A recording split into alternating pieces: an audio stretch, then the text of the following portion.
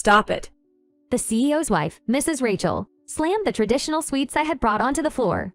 She breathed heavily, and her expression, which made her anger apparent, was intimidating. I'm sorry. The sweets scattered on the floor. The recipe I learned from my grandmother, who was skilled in making sweets, was something I could replicate very well. I felt miserable. I started preparing it several days ago and working hard to make it for the celebration of the chairwoman's longevity. Do you really think my mill would eat such cheap sweets? Tears overflowed in response to the words that were directed at me. What a nuisance, added the CEO, Mr. Robert. My mom is not in good health, and yet, he clicked his tongue in disapproval. I'm really sorry. When I looked up, I saw the chairwoman, Mrs. Cynthia, staring back at me with tears in her eyes. My name is Chelsea Smith. I'm 38 years old. It is embarrassing to say, but I'm still single, and I haven't had much experience with men. Reflecting back, I've had a few men who cared for me, but I just couldn't move out of my house. I loved my grandmother dearly and didn't want to be away from her. So, as relationships progress, the conversation would lead to the possibility of living with my grandmother, right? But as soon as that topic came up, the men I dated always run away. Huh! What about my parents? My parents passed away in a car accident when I was very young. I was in early elementary school at the time. Then, I started living with my grandparents. I had everything I needed and was very happy. Well, stories of protagonists who suffer from mean grandparents would be more exciting, I guess. I'm sorry. I led a mundane life. Perfectly ordinary, without any particular hardship. Losing my parents was extremely sad, though. Thanks to my grandparents who dealt with me seriously, I think I was able to recover at an early stage. The story I'm about to tell happened at the chairwoman's longevity celebration. Mrs. Cynthia, the chairwoman, started living with her son and daughter-in-law, the current CEO, after her husband, the previous CEO, collapsed from a heart attack. The sudden collapse of the CEO had a significant impact on the company, and Robert, who was not only his son but also an employee, had a hard time taking over. Ever since her husband's death, the once cheerful Cynthia's face lost its smile, and she started to visibly weaken. So it became the job of the CEO's wife, Rachel, to follow in Cynthia's footsteps. What happened then? Ever since she lost her husband and her job, Cynthia had been sinking into depression. I often saw Cynthia, frail and weakening, in the neighborhood and hesitated to approach her. I didn't really have anything appropriate to talk about. I'm very unsociable, and it took a long time to get along with people in the same department. Even more so with the chairman's wife. It would be rude to speak casually. There's also a rumor in the office that Rachel is obsessed with organic food, that her meals are simple and unbalanced. It seems she's quite particular about her own lunches. If you were caught eating something like instant noodles within Rachel's sight, she'd get very upset. With such concerns, the rumors about the chairwoman were circulating among the employees along with voices of worry. A longevity celebration, is that correct? I had been called by Ms. Rachel to discuss something. It was about inviting Miss Cynthia to our office next Thursday for a party. Let's go all out and celebrate, even get catering. And to spread the word among all employees, please handle the printouts and emails, Rachel said. Do you want me to take care of the venue decorations and the catering arrangements? I asked. Oh no, that's fine. A friend of mine will take care of it. Her restaurant is really good. Rachel showed me a page from a magazine featuring a chic cafe. This place is also vegan. Vegan? That means they don't use any animal-derived products. Really? No matter how many times I read the explanation, I couldn't quite grasp it. But when I heard her saying we don't eat any meat or fish, I felt a sense of terror realizing that Miss Rachel was involved with something unimaginable. I wondered if Cynthia would be okay. I know that having biased opinions isn't good, especially as an adult. But we've been eating these things for so long, if they were suddenly taken away from us, wouldn't it upset the balance inside our bodies? No, veganism does exist, so I guess you could survive. It seems there is always a world unknown to me, no matter how old I get. Despite my anxiety about Rachel's long life celebration, I went on with my work.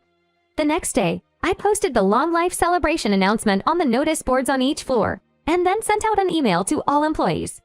Being in the General Affairs Department, which also doubles as a jack of all trades, a task or two like this was a piece of cake. Are you going to bring anything to celebration? My colleague, John, asked, and I found the piece that had slipped out of my mind. I'll play it safe with a handkerchief, said John, pouting his lips. I have to go to the department store over the weekend. he seemed a little reluctant. As for me, in a company mostly comprising women, I felt like they received many small gifts. I don't want to give the same gift as others do. I racked my brain for a good idea and decided to make traditional sweets my grandmother taught me. She didn't own a shop, but she had a fair number of fans who loved her traditional sweets, and many people came to her house just to get them. My grandmother, who was good with hands, was not only good at making traditional sweets, but also knitting, embroidery, and was truly admirable. I was rather clumsy, but still, I loved making traditional sweets with my grandmother on weekends. Brewing and drinking tea with my grandparents after the meticulous work of making the traditional sweets. Even now, when I think back on it, it's the warmest memory. When I got home from work and before I started cooking, I pulled out a notebook where I compiled the recipes my grandmother taught me. Which one would be good for Cynthia? Since it's summer, something refreshing would be nice. With every turn of the page, my clumsy handwriting and the illustrations of the completed sweets drawn by my grandmother tugged at my hot strings. Oh, I miss Grandma. My grandmother was very kind. Even when I couldn't do the decorations well, she patiently taught me. She sincerely engaged with everything I wanted to do until I was satisfied. The next day, I finished work early, so I went to a grocery store to get the ingredients for the traditional sweets and made a prototype. I did a better job than I expected, and I couldn't wait for the day to give it to Cynthia. The celebration party started on time, and Cynthia, the guest of honor, was brought on stage, and Rachel gave the opening speech. As I gazed at the catering, a few of the female employees muttered complaints. I wanted to eat meat. While it was popular with the women, the men seemed unsatisfied. Still, several male employees piled up their plates saying, "It seems healthy." Soon after, it naturally transitioned to giving presents to Cynthia. Looking at the line, it seemed about 40% had brought something. Cynthia opened the gifts in front of everyone and thanked each one personally. This is something my grandmother taught me, I said nervously as I handed over the traditional sweets, and Cynthia's fluffy white hair bounced happily. Hey, what is this?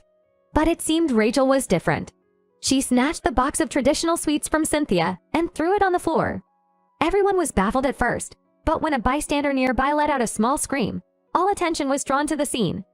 Don't give her such a thing. Stop it. I just stared at the sweets scattered on the floor. How could you let my mother eat this? Robert, who had heard the commotion, rushed over. What happened? She was giving your mother traditional sweets. Homemade ones.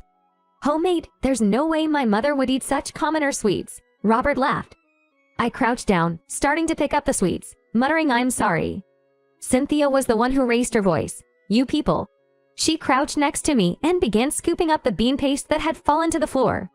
Mill, this is disgraceful. Please stop. Rachel tried to help Cynthia up, grabbing her arm. Please stop. Enough is enough. Cynthia's words made Robert and Rachel turn pale as they tried to soothe her. What's happening? Why are you all shouting like that? This young woman's grandma's my dear friend. She saved my life. And you treat the traditional sweets she left behind like this. Tears streamed down Cynthia's cheeks as she shouted. Rachel, holding onto Cynthia's arm, tried to calm her down. Mill, please calm down. Okay. But Cynthia shook off her hand vigorously, saying, let go of me. I'm old, and I've put up with a lot because I'm relying on you guys, but I've reached my limit. I will do what I want. Mom, calm down, okay? I'm sorry about the sweets, okay? It's not so simple to forgive. Cynthia remained resolute. Then Cynthia went back on the stage and switched on the microphone. I'm not rejecting healthy meals like the catering my daughter prepared today, but I declare, I'll eat what I want, and I'll drink what I want. I'll do whatever I want. Just because I'm getting on in years doesn't mean I should live a dull life. My life should always be exciting and adventurous. That's how I want to live. When Cynthia finished, she breathed heavily, and the scattered applause gradually grew louder. I apologize once again. After the party, she called out to me as I was about to leave. The traditional sweets you gave me was treated like that. I finally managed to express my feelings. Thank you. I didn't do anything. Cynthia held the damaged box that held the sweets tightly.